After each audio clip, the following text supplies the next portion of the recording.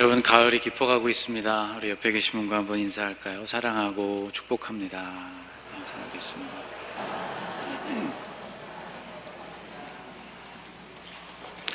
여러분, 오늘 예배 참석하시면서 아마 여러 가지 생각을 복잡하게 하고 계신 분들도 많을 것입니다. 이번 주에 민족의 명절 추석이 들어 있어서 가족들을 어떻게 만날까, 또 가면 어떤 스트레스를 받을 것인가, 많은 염려들, 또 생각들, 많은 것들 가지고 계실 텐데, 오늘 예배하시는 가운데 그런 염려들을 잠깐 내려놓으시고 주님이 들려주시는 말씀 앞에 우리가 함께 귀를 기울이는 시간이 되었으면 좋겠고, 주시는 주님의 생각과 마음이 고민하고 계신 문제들에 대한 해답으로, 또 그것을 풀 수 있는 지혜로 우리의 마음에 채워지기를 간절히 축복합니다. 이삭과 리브가 두 사람, 이 부부에게는 20년 동안이나 자녀가 없었습니다. 이삭은 하나님께 간구하였고 그 기도의 응답으로 태어난 아들들이 에서와 야곱이죠. 40세에 결혼한 이삭은 60세가 되어서야 아들들을 보게 되었습니다. 에서와 야곱은 쌍둥이로 태어났죠. 이 두 사람은 태중에서부터 경쟁 관계에 있었습니다. 성경은 임신 당시의 상황을 이렇게 전해주고 있습니다. 그 아들들이 그의 태 속에서 서로 싸우는지라. 이 경쟁이 얼마나 치열했던지 동생은 태어나면서조차 형의 발꿈치를 잡게 됩니다. 이어지는 26절에는 이렇게 기록되어 있습니다. 후에 나온 아우는 손으로 에서의 발꿈치를 잡았으므로 그 이름을 야곱이라 하였으며 리브가가 그들을 낳을 때에 이삭이 60세였더라. 여기 산부인과 선생님도 계신데 어떻게 이런 모습으로 아이들이 태어날 수 있을까 하는 것이 의학적으로 난해한 부분이기도 합니다. 실제로 난산이었을 가능성이 많고요. 또 성경학자들 중에는 태어난 시간적인 격차가 그만큼 적었기 때문에 간발의 차이로 동생이 되어버리는 것을 은유적으로 표현했다고 해석하기도 합니다. 어쨌든 형제는 이렇게 시작부터 경쟁으로 그런 관계 속에서 자라났고, 이런 경쟁 구도는 형제가 성장하는 내내 유지되었습니다. 두 사람은 모든 면에 있어서 대조적이었죠. 에서는 피부가 붉고 털이 많았는데 비해서 야곱은 털이 별로 없는 매끈한 사람이었다고 성경은 기록합니다. 에서는 사냥에 능숙하여서 주로 들에서 살았고, 야곱은 조용한 편으로 장막에 거주했습니다. 에서는 사냥한 고기를 좋아하는 아버지의 사랑을 받았고, 야곱은 어머니의 사랑을 받으며 자랐죠. 이러한 차이점들이 둘의 경쟁을 더 가속화했을 것이라고 생각합니다. 하루는 에서가 들로 사냥을 나갔다가 매우 지친 모습으로 돌아옵니다. 사냥은 실패였습니다. 아무리 유능한 사냥꾼이라도 항상 사냥감을 들고 오는 것은 아니죠. 사냥이라는 것이 원래 그렇습니다. 매번 성공할 수는 없는 것이죠. 그런데 에서가 그렇게 지친 모습으로 돌아왔을 때 마침 야곱은 죽을 만들고 있는 중이었습니다. 그 죽은 붉은색을 띠는 죽이었죠. 우리말 성경 34절에는 팥죽이라고 번역했습니다. 아마 적절한 표현을 찾기가 어려웠기 때문이라고 생각합니다. 팔레스타인에서는 우리가 알고 있는, 여러분 머릿속에 떠오르는 그런 팥이 자라지 않습니다. 성경식물학자들은 아마 그 붉은색을 띠는 죽의 원료가 바로 보시는 것과 같은 콩, 렌틸콩, 생긴 모양이 볼록 렌즈처럼 생겼다고 해서 렌즈콩이라고도 부르는 바로 이 콩일 것이라고 말합니다. 팔레스타인 전역에서 흔히 재배되고 먹는 그런 콩이죠. 각종 영양소가 풍부하고 식이섬유가 바나나의 12배나 된다고 해서 요즘 들어서 인기가 더 많아진 식품입니다. 어쨌든 야곱은 마침 이 콩으로 죽을 끓이고 있었고, 그의 요리 솜씨가 얼마나 좋았는지는 잘 성경에 드러나 있지 않지만 굶주린 에서에게는 정말 맛있어 보이는 요리였습니다. 그래서 에서는 그것을 좀 달라고 동생에게 요청을 하지요. 야곱에게 이르되 내가 피곤하니 그 붉은 것을 내가 먹게 하라. 사냥에서 돌아온 에서이고 빈손으로 돌아왔으니 아마 별로 먹은 것이 없었을 것이 분명하고 에서 자신의 입으로도 피곤하다고 말할 정도였으니 에서가 얼마나 힘든 상태인지 야곱도 잘 알았을 것입니다. 지쳐서 돌아온 형을 위해 죽 한 그릇쯤 나누어 주는 일이 그렇게 어려운 일은 아니었죠. 새로 죽을 쑤어달라는 것도 아니고 쑤어진 죽을 좀 먹게 해달라는 부탁이었습니다. 그런데요, 야곱은 그렇게 지쳐있는 형 에서의 약점을 이용합니다. 그의 마음속에 언제나 컴플렉스로 자리 잡고 있었던 동생이라는 위치, 차자라는 위치를 만회할 수 있는 기회로 삼은 것이죠. 야곱은 이렇게 제안합니다. 야곱이 이르되 형의 장자의 명분을 오늘 내게 팔라.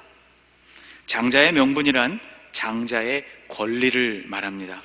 장자로서 누리게 되고 물려받게 되는 그 모든 것을 뜻하죠. 야곱은 이렇듯 아주 치사하고 영악한 방법으로 장자의 권리를 빼앗으려 했습니다. 야곱은 대단히 약삭빠른 사람입니다. 그는 흥정하고 속이고 또 빼앗는 일에 있어서는 선수였죠. 자, 에서는 이런 제안을 받았습니다. 동생으로부터 황당한 제안을 받았죠. 이스라엘 사람이라면 장자의 권리가 얼마나 중요한 것인지 잘 압니다. 장자는 아버지로부터 대부분의 유산을 상속받습니다. 아버지의 명예도 그대로 장자가 받습니다. 가문을 이끌고 가문을 대표하는 리더십도 장자에게 주어집니다. 또 아버지가 영적으로 물려줄 수 있는 최고의 축복 역시 장자에게 주어지죠. 그런데 지금 야곱이 아주 당돌하게도 그 붉은 죽 한 그릇의 대가로 바로 그것을 요구하고 있습니다.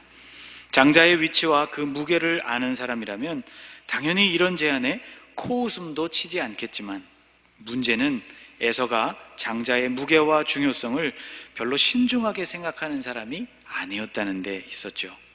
젊었던 그에게는 오직 들판을 누비면서 사냥하고 그리고 이방 여인들과 인생을 즐기는 것이 훨씬 더 매력적인 일이었습니다. 후에 에서는 실제로 이방 여인들을 아내로 맞이하게 되죠. 더구나 에서는 지금 배가 몹시 고팠습니다. 결국 에서는 야곱의 제안을 받아들이고 맙니다. 에서는 32절에서 이렇게 말합니다. 같이 한번 읽어볼까요? 에서가 이르되 내가 죽게 되었으니 이 장자의 명분이 내게 무엇이 유익하리요? 배가 고파서 죽게 된 마당에 장자의 권리 따위가 무슨 필요가 있겠느냐라는 말이었습니다. 야곱의 미끼를 에서는 덥석 물었습니다. 집요하고 약삭빠른 야곱은 지금 방금 에서의 입술을 통해서 흘러나온 그 말을 확증하고 싶었습니다. 요즘처럼 계약서를 쓰는 시대도 아니었고, 나중에 에서가 내가 언제 그런 말을 했느냐고 발뺌을 한다면 모든 일이 수포로 돌아갈 수도 있었기 때문이죠.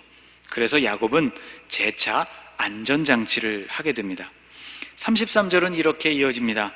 야곱이 이르되 오늘 내게 맹세하라. 에서가 맹세하고 장자의 명분을 야곱에게 판지라. 야곱은 지금 형으로 하여금 맹세하게 했습니다. 글쎄요, 어떻게 맹세하게 했는지는 성경에 잘 드러나 있지 않습니다. 아브라함이 그의 종을 보낼 때, 그의 고향으로 며느리감을 찾으러 종을 보낼 때 이런 방식으로 맹세하게 했습니다. 창세기 24장을 보면 그 종이 이에 그의 주인 아브라함의 허벅지 아래에 손을 넣고 이 일에 대하여 그에게 맹세하였더라.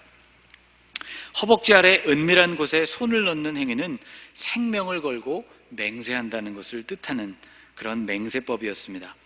치밀한 야곱의 성격을 고려한다면 그렇게 하고도 남았을 것이라 생각을 해봅니다.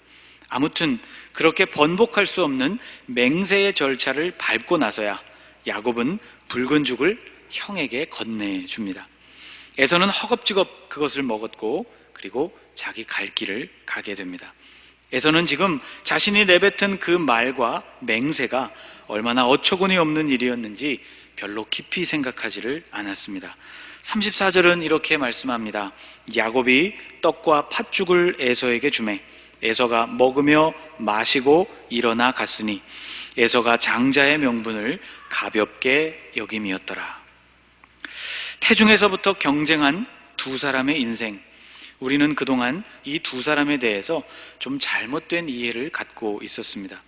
에서는 장자의 권리도 영적인 축복에도 관심이 없는 전형적인 세속 사람으로, 그리고 야곱은 비록 동생으로 태어났지만 축복을 갈망하면서 자신의 운명을 개척했던 믿음의 사람으로 알려져 있습니다. 또 예언의 성취이기 때문에 어쩌면 이것이 당연한 일이라고 생각했을 수도 있죠. 하나님은 형제의 어머니였던 리브가에게 이런 말씀을 들려주셨습니다. 여호와께서 그에게 이르시되 두 국민이 내 태중에 있구나. 두 민족이 내 복중에서부터 나누이리라. 이 족속이 저 족속보다 강하겠고 큰 자가 어린 자를 섬기리라. 큰 자가 어린 자를 섬기리라 하는 이 하나님의 말씀이 이루어진 셈이니 그것으로 아무 문제가 없다고 이해했을 수도 있습니다. 또 언뜻 보면 야곱은 정말 에서를 이긴 것처럼 보입니다. 좀 비겁하긴 했지만 기어이 장자의 권리를 얻었으니까 말이죠. 그러나 엄밀히 말한다면 이 두 사람, 에서와 야곱은 둘 다 진 사람, 둘 다 패배한 사람들이라고 말할 수 있습니다. 에서는 피곤함, 식욕 앞에 무릎을 꿇었기 때문이고, 야곱은 장자의 권리, 다시 말하면 상승 욕구에 무릎을 꿇은 셈이기 때문이죠. 결국 두 사람 모두는 욕심 앞에 정복당한 꼴이 되었습니다. 베드로 사도는 이렇게 편지를 썼습니다. 그들에게 자유를 준다 하여도 자신들은 멸망의 종들이니 누구든지 진 자는 이긴 자의 종이 됨이라. 지게 되고 굴복하게 되면 결국 지게 되고 굴복하게 된 그 대상의 종이 된다는 말씀이죠.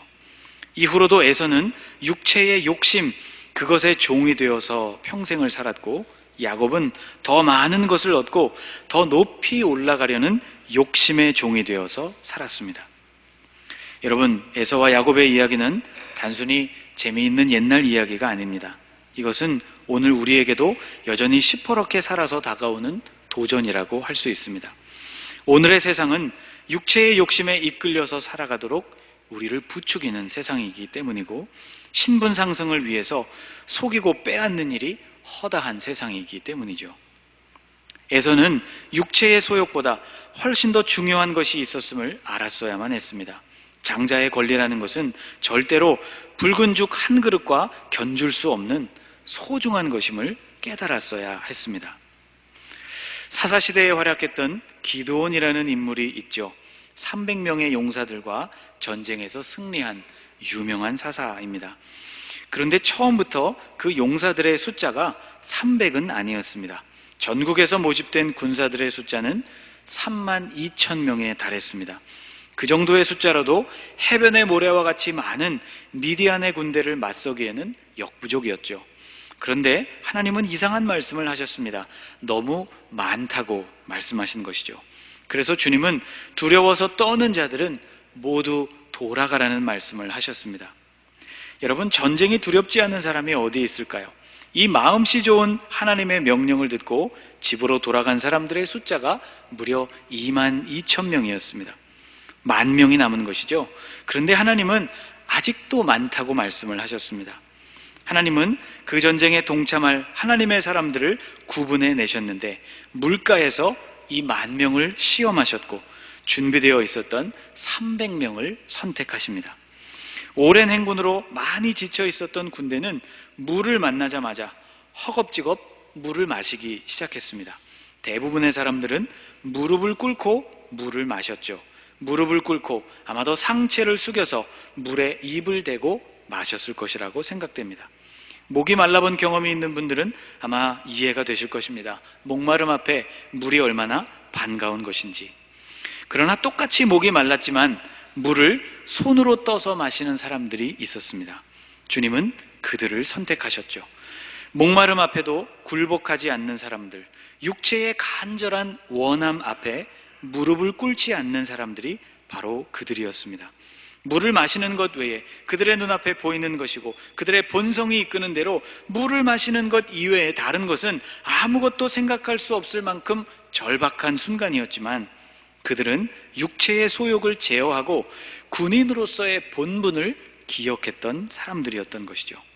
그들이 바로 하나님의 기준에 적합한 사람들이었던 것입니다. 에서에게는 이것이 부족했습니다. 그는 배고픔과 목마름 앞에 점령당하고 말았던 것이죠. 장자로서 누리게 될 하나님의 복이나 혹은 장자로서 갖추어야 할 책임은 눈앞에 있는 그 붉은 죽을 보는 순간 사라져버리고 말았던 것입니다. 그의 마음에는 오직 그것을 먹고 싶다는 생각으로 가득했던 것이죠. 가끔 거리를 돌아다니는 리트리버 종의 강아지를 봅니다. 훈련 중입니다. 그렇게 쓰여진 노란색 조끼를 입고 횡단보도를 건너기도 하고 장을 보러 마트에 들어가기도 하죠.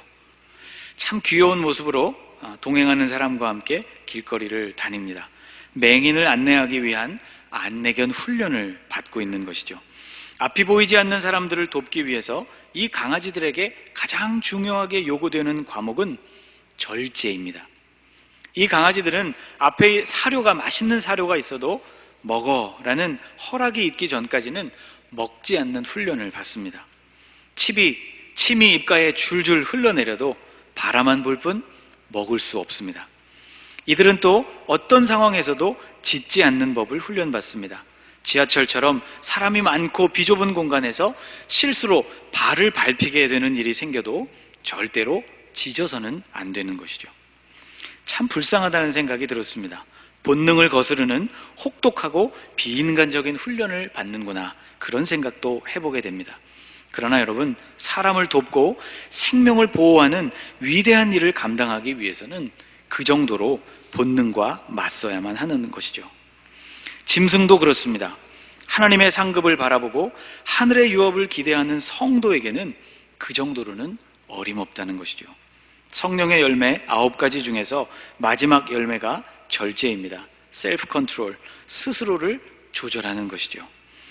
바울은 승리를 원하는 자들에게 이런 권면을 들려줍니다. 이기기를 다투는 자마다 모든 일에 절제하나니 그들은 썩을 승리자의 관을 얻고자 하되 우리는 썩지 아니할 것을 얻고자 하노라. 이기기를 간절히 원한다면 육체의 소욕을 강력히 절제하는 법을 터득해야 한다는 말씀입니다. 절제의 열매, 여러분 이 가을 그 아름다운 열매를 맺어가시는 여러분들이 되시기를 주님의 이름으로 축복합니다. 또 야곱이라는 사람은 자족하기를 배워야만 했습니다. 차자로서의 위치에서 그를 향한 하나님의 계획이 무엇인지를 잠잠하게 묻고 그것을 실천해야만 했던 것이죠. 예수님이 말씀하신 비유 가운데 달란트 비유가 있습니다. 주인이 먼 길을 떠나면서 종들에게 달란트를 맡겼죠. 그런데 모든 종들에게 일률적으로 달란트를 똑같이 배분한 것이 아니었습니다. 마태복음 25장 15절 말씀을 보면 이렇게 되어 있죠. 각각 그 재능대로 한 사람에게는 금 5달란트를, 한 사람에게는 2달란트를, 한 사람에게는 1달란트를 주고 떠났더니 5, 2, 1 이렇게 달란트를 맡긴 근거는 종들의 재능이었습니다. 각각의 능력의 분량에 따라 달란트를 맡긴 것이죠. 그런데 5달란트와 2달란트 받은 종은 그들이 각각 그들에게 맡겨진 달란트의 양은 달랐지만 맡겨진 그 책임에 응하는 태도에 있어서는 동일한 모습을 보였습니다. 주인이 돌아왔을 때 그들은 각각 남긴 액수에는 큰 차이가 있었지만 똑같은 칭찬을 주인에게 듣게 되죠. 마태복음 25장 21절과 23절 말씀에 이렇게 되어 있습니다. 그 주인이 이르되 잘하였도다 착하고 충성된 종아, 내가 적은 일에 충성하였음에 내가 많은 것을 내게 맡기리니 내 주인의 즐거움에 참여할지어다. 글자 한자 다르지 않은 이 똑같은 칭찬이 의미하는 것이 여러분 무엇일까요? 주님은 얼마나 맡겨졌고 맡긴 것이 얼마이냐에 상관없이 우리가 맡겨진 그 일에 얼마나 만족하는가, 그것을 얼마나 인정하는가, 그리고 맡겨진 그 일에 얼마나 충성스럽게 임하는가, 그것을 보신다는 뜻입니다. 사도 바울은 이렇게 고백했습니다. 빌립보에 보내는 편지 4장에서 어떠한 형편에든지 나는 자족하기를 배웠노니. 이방인의 사도라는 것이 그 이름처럼 영광스럽고 편안한 자리가 아니라 핍박과 고통으로 얼룩져 있는 자리라는 것을 바울은 그의 경험을 통해서 알게 되었습니다. 그러나 그는 어떤 형편에 처하든지 만족했다는 것이죠. 그 상황, 본인이 처하고 있는 그 악한 어려운 상황들을 인정했고 그것을 받아들였고 충성스러운 사도의 모습을 언제나 잃지 않았다는 것입니다. 동생 야곱에게는 바로 이것이 부족했던 것이죠. 그는 자신이 처해 있는 차자라는 위치에 단 한 번도 만족해 본 일이 없습니다. 언제나 왜 내가 장자가 아니어야만 하는가 라는 불만 속에서 살았죠. 야곱은 숱한 나날들 동안 오직 장자의 명분을 얻기 위해 싸우고 또 속이고 그리고 빼앗는 험악한 삶을 살았던 사람입니다. 아주 오랜 세월이 흐른 뒤에야 비로소 자신의 문제가 어디에 있었는지를 발견하게 되었죠. 그가 만일 장자의 권리와 그리고 축복을 빼앗을 궁리를 하는 대신에 차자로서 그를 부르신 하나님의 뜻을 발견하고 그 사명을 이루기 위해서 매진했더라면 큰 자가 어린 자를 섬기리라 하는 이 예언은 훨씬 더 아름답게 성취되었을지 모릅니다. 오늘 우리는 에서와 야곱 두 사람에게서 소중한 두 가지 교훈을 얻었습니다. 육체의 소욕을 다스리는 절제가 우리에게 얼마나 중요한 것인지, 또 현재 나의 위치에서 주님의 뜻을 묻고 순종하는 사명의식이 얼마나 우리에게 필요한지입니다. 여러분, 우리는 그동안 천국이 침노하는 자의 것이라는 말씀을 축복이라는 측면에서만 적용하려고 했습니다. 복을 받는 일이라면 정말 무슨 수를 써서라도 기어이 그 대열에 들어서려고 했던 것이 우리 한국 교회의 모습이고 또 우리의 모습이었습니다. 지난 수십 년 동안 우리 그리스도인들의 모습이었죠. 야곱이 그것을 누렸듯이 우리 민족 역시 진실로 상상할 수 없는 물질적인 풍요를 누려왔습니다. 그런데 이제는 야복 나루터에 도착한 야곱이 참된 복이 진실로 무엇이었던지를 고민하고 씨름했던 것과 같이 지독히도 힘든 시기를 지나가고 있습니다. 규모가 커지고 사람은 많아졌지만 믿음으로 살아가야 할 다음 세대를 온전히 양육하는 일이 부족했고, 폭발적으로 성장을 이룩했던 공동체들마다 거의 모두가 다 지도자의 몰락으로 힘든 시기를 보내고 있습니다. 야곱에게서 배운 것처럼 우리는 지금 내 자리에서 하나님의 뜻이 무엇인지에 대해서 진지하게 물어야만 할 것입니다. 또 에서에게 배운 것처럼 우리는 절제의 열매를 맺어야만 합니다. 솔직히 말씀을 드리면 에서나 야곱보다 더 나은 삶을 살아갈 자신이 당신은 있느냐 물으면 저도 그럴 자신은 없습니다. 이들의 모습에서 제 자신의 그림자를 숱하게 발견하기 때문이죠. 그러나 여러분, 우리는 포기해서는 안 됩니다. 세상 끝날까지 예수님께서 우리와 함께 해주시겠다고 약속해 주셨고, 우리를 도우시는 성령께서 우리 안에 내주하시기 때문이죠. 그분을 의지해서 오늘도 우리는 절제의 열매와 순명의 열매를 맺어야만 하는 것입니다. 여러분, 좋은 계절 가을이 왔습니다. 우리가 주님이 원하시는 열매를 맺는 복된 계절, 절제와 순명의 열매를 맺는 그런 계절을 살아가실 수 있기를 주님의 이름으로 간절히 축복합니다.